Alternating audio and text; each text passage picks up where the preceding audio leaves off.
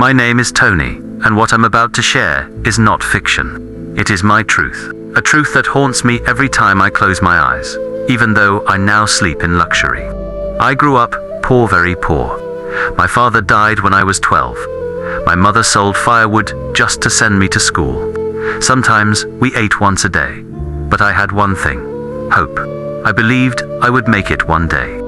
When I met Cynthia, she was everything I wanted: beautiful, light-skinned, educated, and from a well-to-do family. I loved her with all my heart. I did everything for her even when I had nothing. But Cynthia laughed at my struggle. She would say things like, "Tony Abig, don't embarrass me with your poverty." She compared me with rich boys in town. She even said, "You will never be anything in life. You were born poor and you will die poor." I cried that day. I begged her to just be patient. I told her I had dreams, but she didn't care. One night, she slapped me in public and walked away with another man in a Benz. That was the day something in me broke. The turning point. A week later, I was walking aimlessly when I met an old friend, Chuck's, who used to be as poor as me.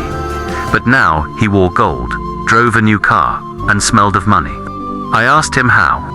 He took me to one herbalist in a small village. The man looked into my eyes and said, "You are carrying pain. If you want to be rich, you must give pain to the world too. You must sacrifice someone who means something to the one who mocked your pain." At first, I refused. But when I remembered how Cynthia mocked me, used my money, insulted my background, and walked out like I was nothing, I agreed. The ritual required the blood of someone close to her heart, someone whose death would shake her. I gave them her mother's name and picture. 3 nights later, I heard the news. Her mother slumped and died in church, just like that. Everyone said it was a heart attack. But I knew what I had done. That same week, I got my first alert, 25 million from a foreign company that wanted to buy my small land. Then came cars, connections, doors began to open. Now, I am a billionaire. I own 3 companies. I don't lack anything money can buy. But I lack peace. The shocking twist. 2 years later, I saw Cynthia. She had changed. No makeup, wrinkled. She was selling second-hand clothes with her child strapped to her back. She begged me for help. I gave her 500,000 in an envelope. Not because I forgave her, because I knew she would forever live in confusion. She would never know that I, the man she once mocked, took her mother away to rise. She cried. She said, "Tony, I'm sorry for everything. I lost everything after my mum died." I didn't say anything. I just walked away. But every night, I see her mother's face. And sometimes I ask myself, was it worth it? I have everything, but I lost my soul. Moral of the story. Revenge may taste sweet in the moment, but it leaves a bitter aftertaste.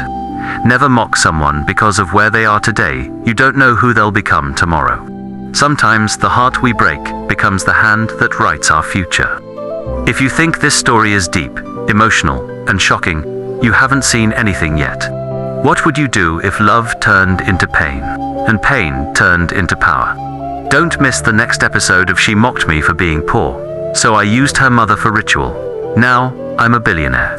Subscribe now to Precious Inspired TV, and turn on the notification bell, so you never miss a twist. Like, comment, share with someone who needs to hear this. Because every decision has a price.